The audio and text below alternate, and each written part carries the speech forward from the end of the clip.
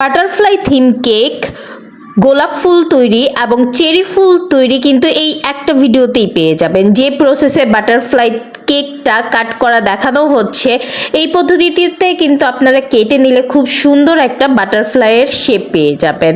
আর এটা পারফেক্টভাবে ফিনিশিং করে নিয়ে তারপর কিন্তু কালার কম্বিনেশনটা আপনার ইচ্ছা মতো অথবা ক্লায়েন্টের রেফারেন্স অনুযায়ী আপনারা এখানে করে নিতে পারবেন।